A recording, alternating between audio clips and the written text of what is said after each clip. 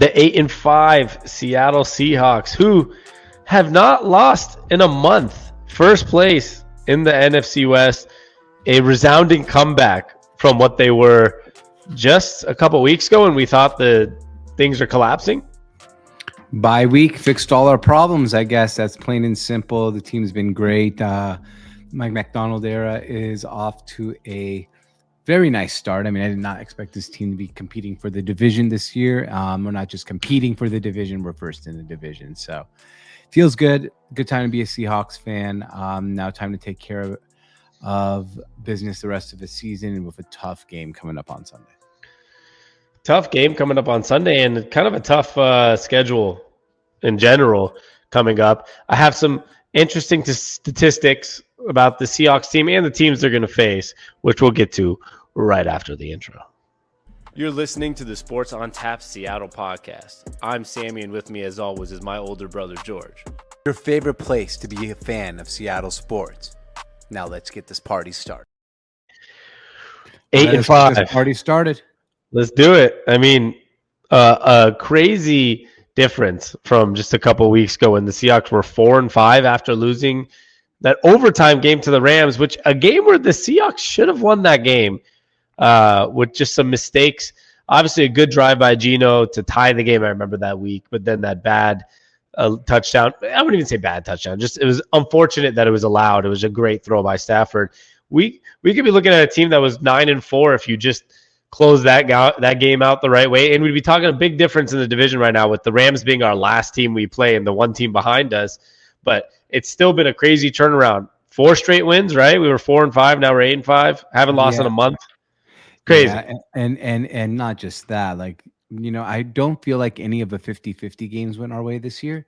I know we're we just said 8-5, but we could easily be 10-3.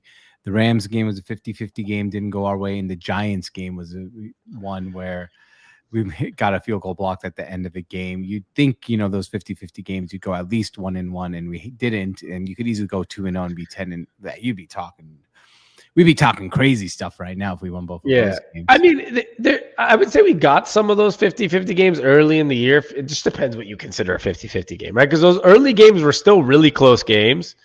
But I think you're talking about 50-50 like one play in overtime and a block punt that like could have changed the game. I guess the Patriots game we won in overtime, so we can call that a 50-50 game since it was in overtime if we want to be fair. But maybe I'm not saying that because the Patriots are so bad this year, and I'm like, we should have won that game anyway.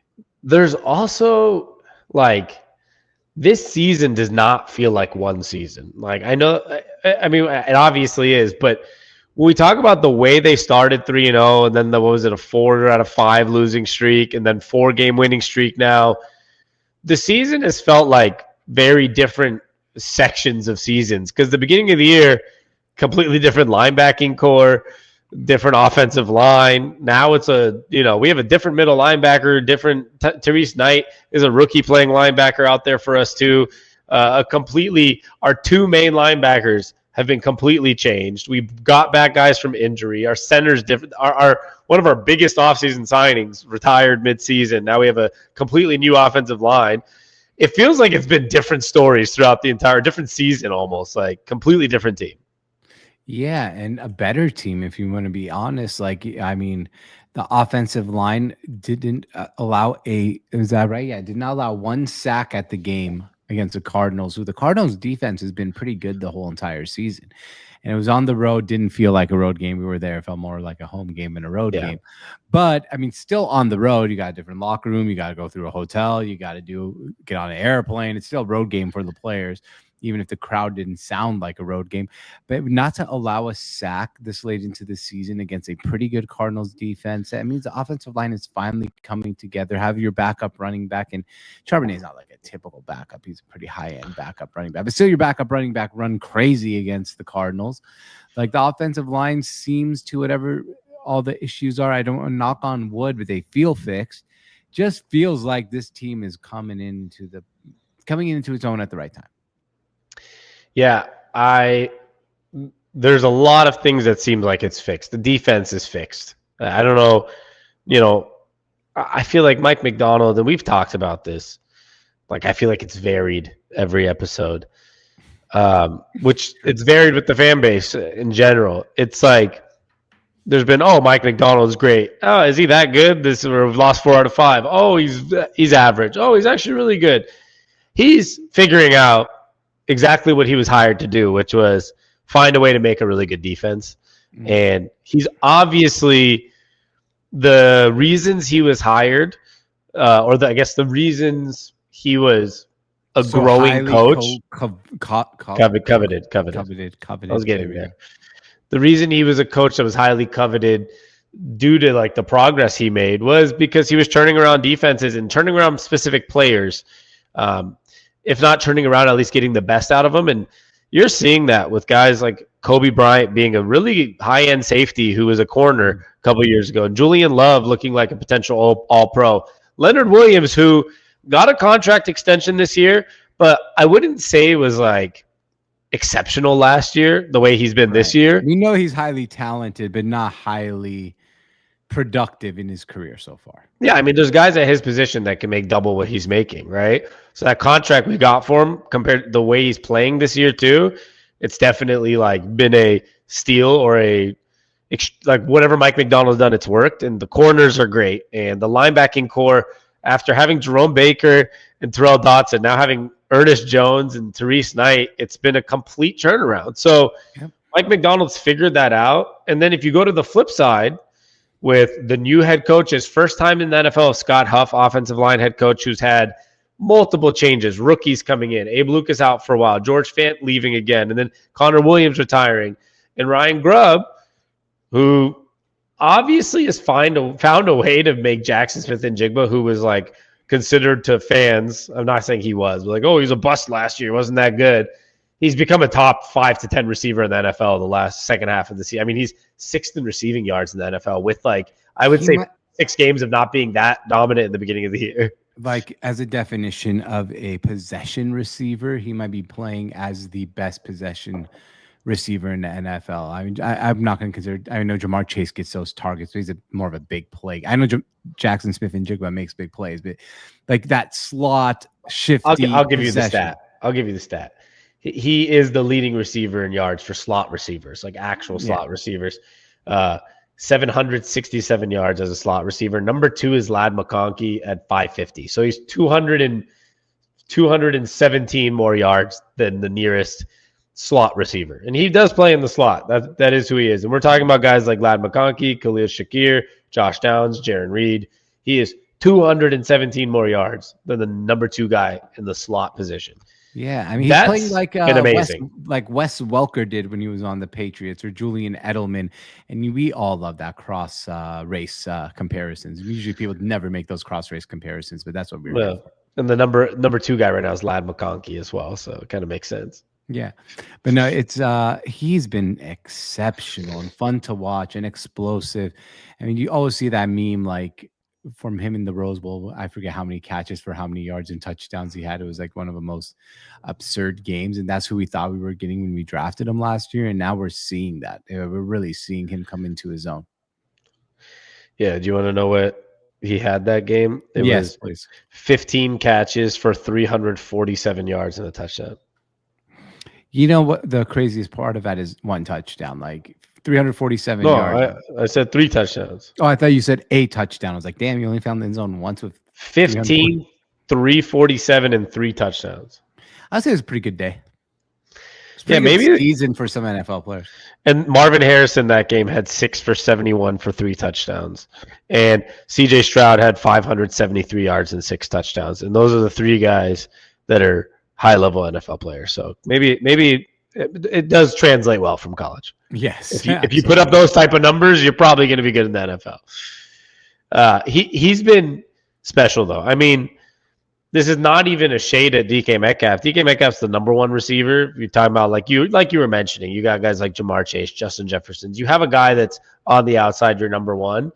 But Jackson Smith-Njigba, whether he's the number 1 or number 2, he's the best receiver on the team right now. And I did not think I was going to be saying that this year after last year. I'm not saying he was awful last year, but you didn't think all of a sudden he was going to be the best receiver on the team and a top 10 receiver in the NFL just like that. No, and you know what's good about it is they complement each other, right? I mean, you have one guy who's a target that is, as we said, not, outside receiver, and you got a guy on the inside. It's better than having two guys on the outside. I mean, we have the over the top game. I know Jackson Smith and Juba can go over the top, but you all get the point.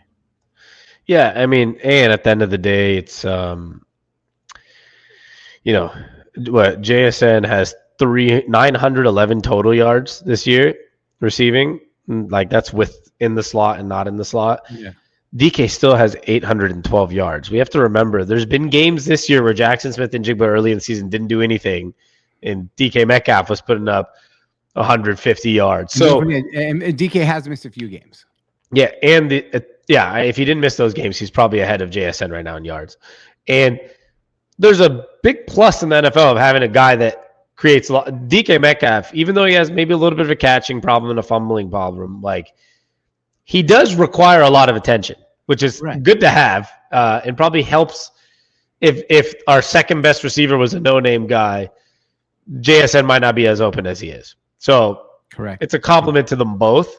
And Tyler Lockett, even though he's not putting up crazy numbers, still has 511 yards. He's a pretty good third receiver to have still at his age and his talent. So yeah, you can do a lot worse than Tyler Lockett as your number 3 receiver. Yeah, so it's working. I mean, like whatever this offense is doing, run game, offensive line, the pass blocking, the run blocking, the receivers. AJ Barner's also looked like a really high quality tight end that we drafted out of Michigan. They are figuring things out. And to your point from the beginning before the intro, the bye week, right? We talked about it during the bye week and after the bye week, we got our first win. Good teams, really good teams, tend to do better after their bye week when they get healthier. They have time to scout for the rest of the season, figure out some changes they need to make. I mean, around the time, I don't know the exact timeline, but around the time of the bye week, around it was when we started trading away our linebackers or releasing linebackers and refilling a place for Connor Williams. Post bye week, after transactions, got healthier, getting guys like, Uchenna Nwasu back now, and Boye Mafe got healthy, and Abraham Lucas. This team has completely changed post bye week. And I think that's a really good sign for this young coaching staff that, like, hey, when they had time to get a little healthier and find adjustments, we've become a team that hasn't lost in a month, 4-game winning streak.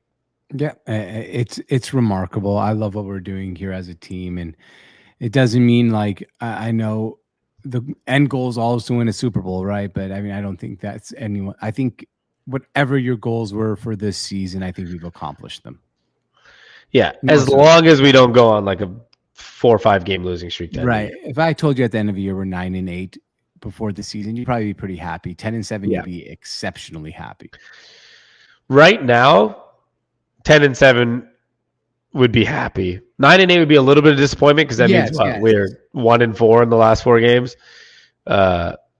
1-3. Right. I want to go at least. Yeah, we have 4 games left, right? Sorry, there's too much math going on here. Yeah, this math is a little difficult. Yeah, there's 4 games left. See, we have Packers, Vikings, Bears, Rams. So yeah, I mean, you want to at least come out the end of the season 2-2, and you're looking at a 10-7 team, and you would say exceptionally happy. 9-8 right now would be slight disappointment based on where we're at, but to your point, beginning of the year, I would have been like, great, a winning record first year.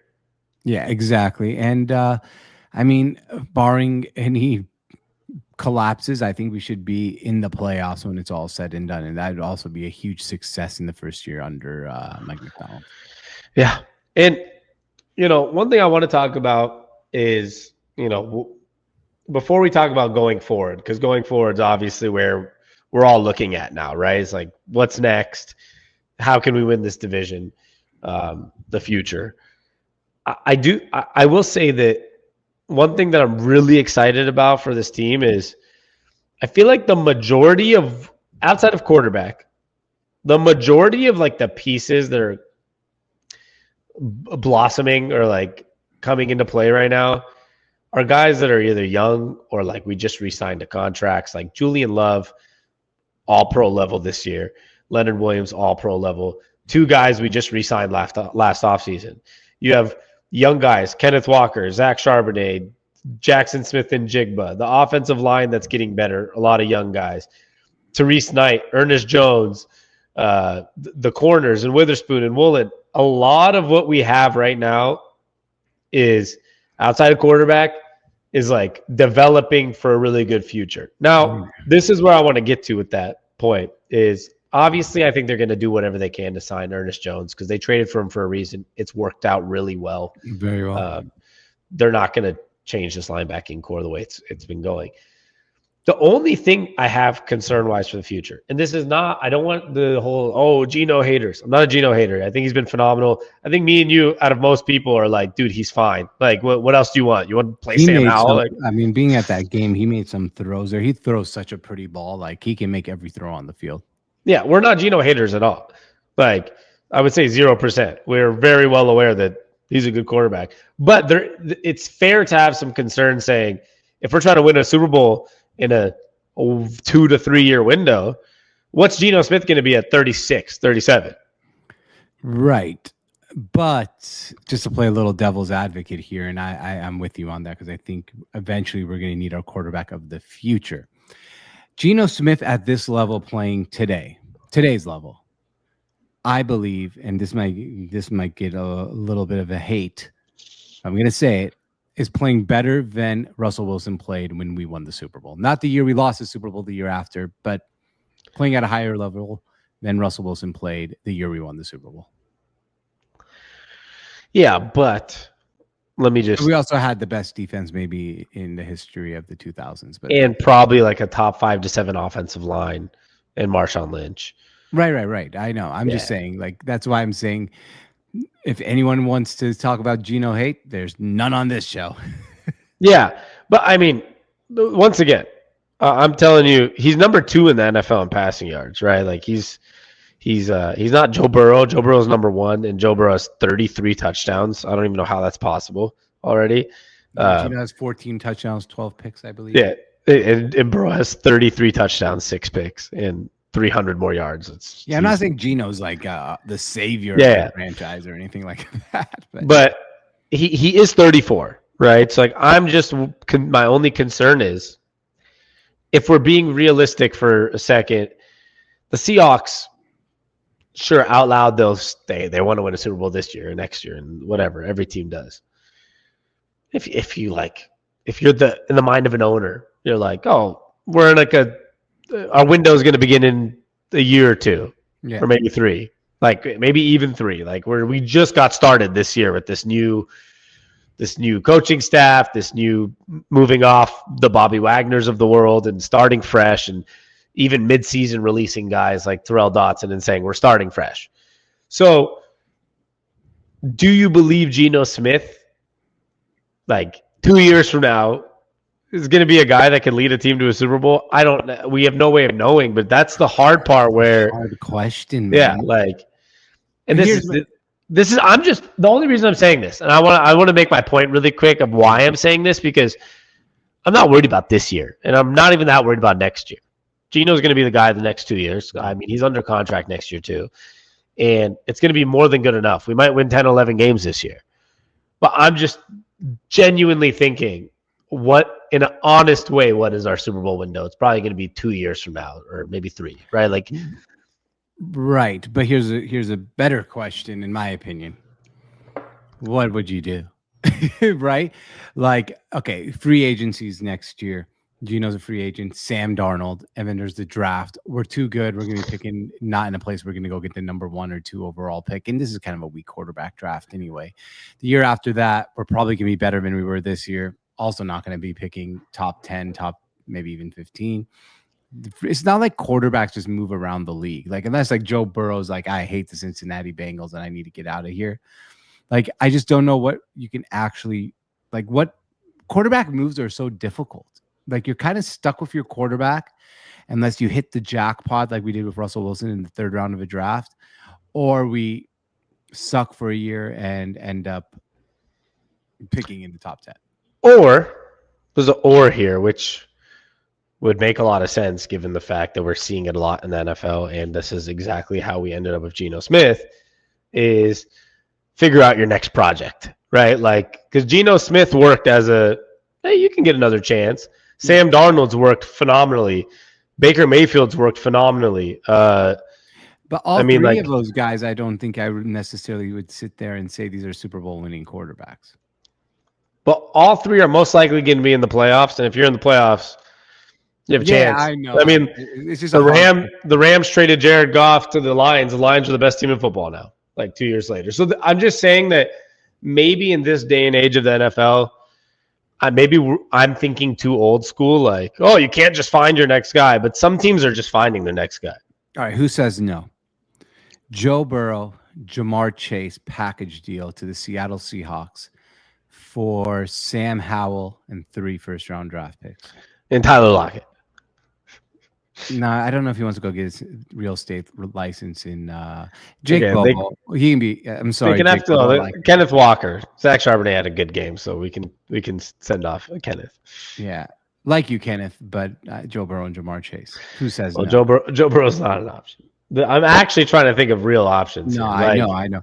Like the problem is there's not that many options in the NFL. I was hoping maybe like Bryce Young could become a project, but now he's looking good in Carolina. I don't think they're going to be giving up on him.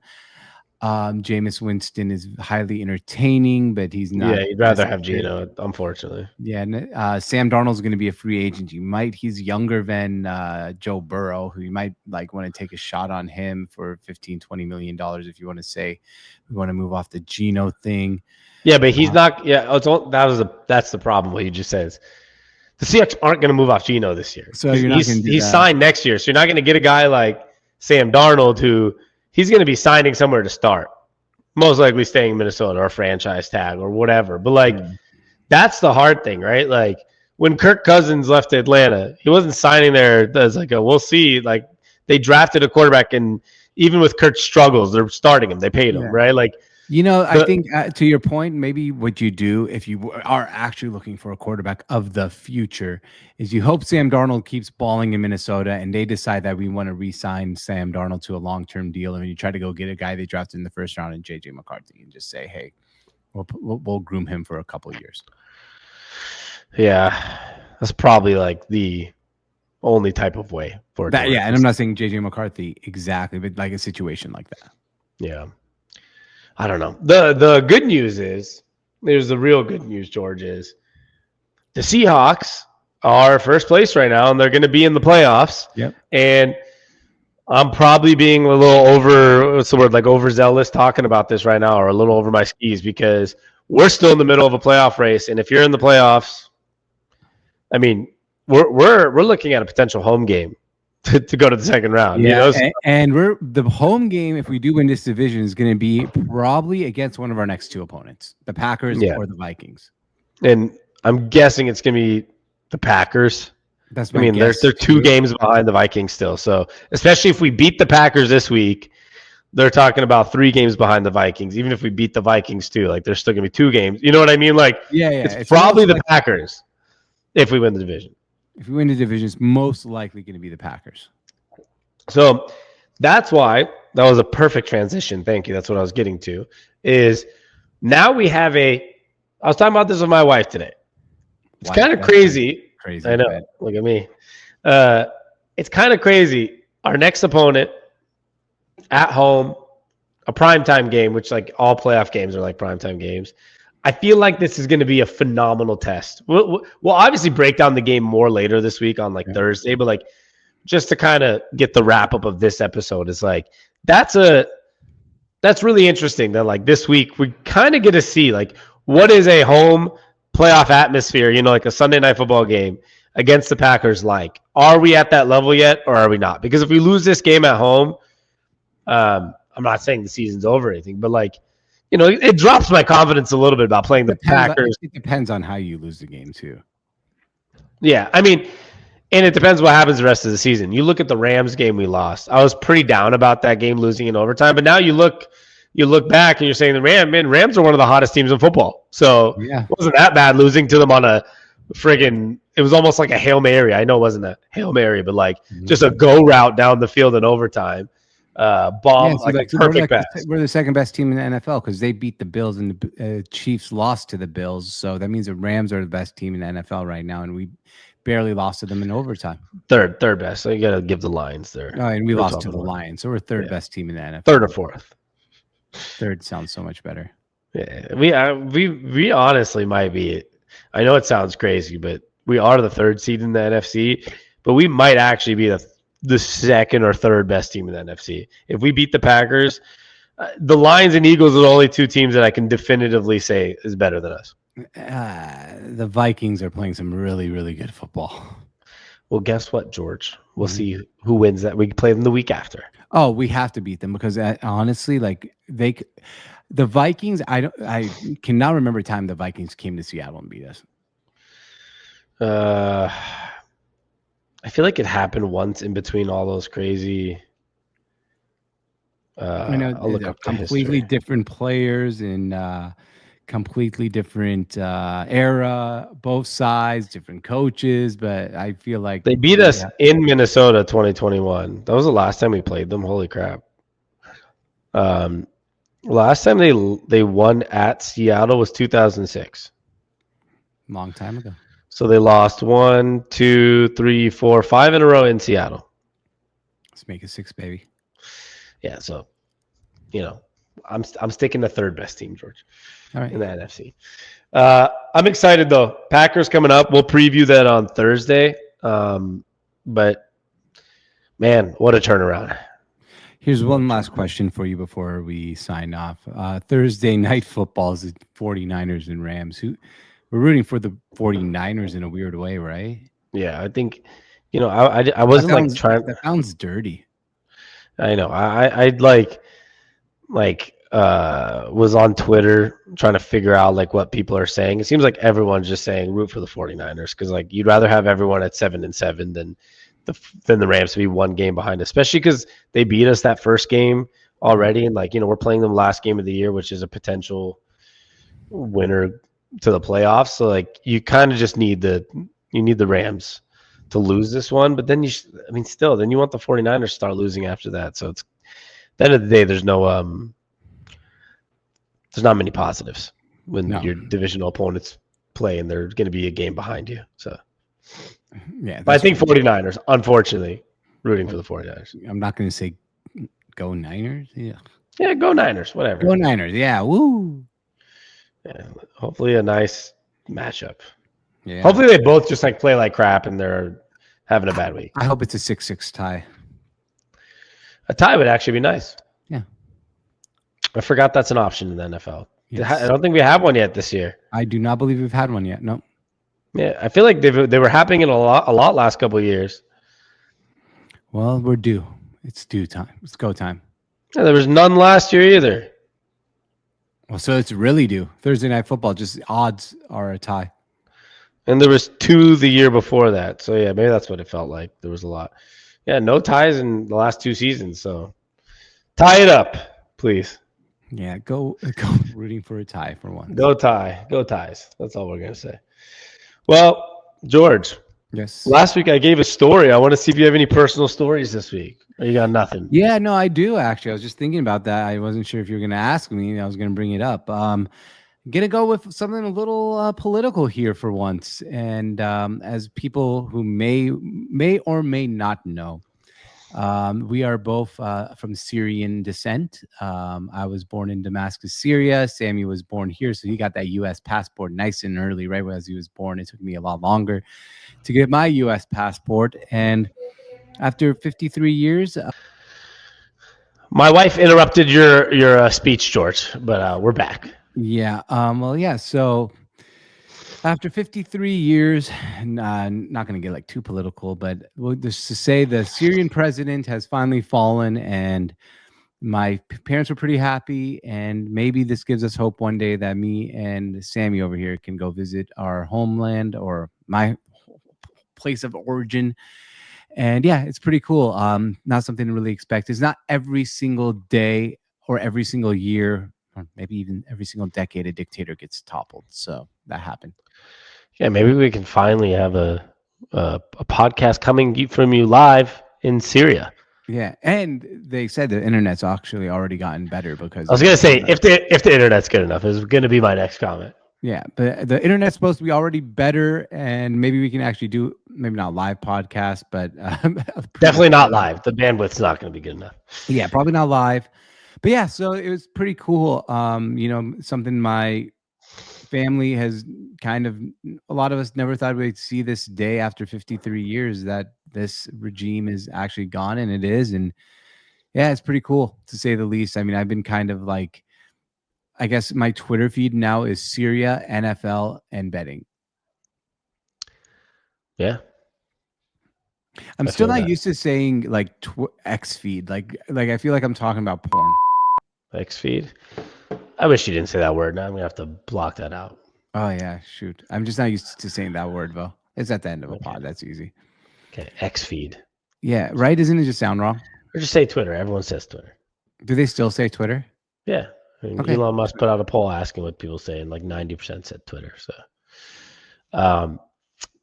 to George's point, very interesting. The whole Syria talk, but hopefully we'll be there one day. For those that don't know, I'm married now. My wife's family is from Jordan. My family's from Syria. My wife, growing up, got to go. They're neighbors for those who don't know geography. Well, you can look up a map, but they're literally they're like bordering countries. My wife, literally growing up, every single summer got to go spend a month or two in Jordan with family, and just see the country that her family's from. Something that George and I have never been able to do. No. So it's been a very cool conversation with the families about what can this future mean for summer vacations, going back, seeing your homelands. I was already planning to do that with my wife, but we always talked about, since we started dating 3 years ago, like, oh, I hope one day when we have kids, like we can also like go to Syria like every summer, and maybe it's possible now. So it is a cool idea. We still don't know. There's a great unknown right now about what the next year holds for Syria. Could be messed up for another 20 years for all we know, but it's an interesting start. There's hope, at least. There is hope. Well, there's hope for Syria. There's hope for the Seahawks, and there's hope all around, I guess. And it's Christmas time, so keep the hope coming. Merry Christmas. Merry Christmas. Much love to everyone. We appreciate you guys tuning in. And as always, you can find all our links in the descriptions. And we'll be back in a day or two talking about that Green Bay game, a very exciting game. And George, I do want to add one thing, since this is a Seattle podcast. The Seattle Mariners in an MLB Now draft lottery will have the number 3 overall pick in this year's draft. Thank you. I did see that. That's pretty good. Yeah. I just saw that on Twitter too, but it's good. I don't know. MLB drafts don't excite me though, but I'll still tweet it out. But this MLB drafts are like, I don't know. You could end up with the worst player ever or a good player. True. It's so funny how it works. It's so much different than NFL or NBA. 100%. Might never see the field. Or turn out to be the next Willie Mays. Never know. Yeah, you never know. Well, we'll be back soon. George, you know what we like to say. Thanks for stopping by. Peace. You're listening to the Sports on Tap Seattle podcast. I'm Sammy, and with me, as always, is my older brother, George. Your favorite place to be a fan of Seattle sports. Now let's get this party started.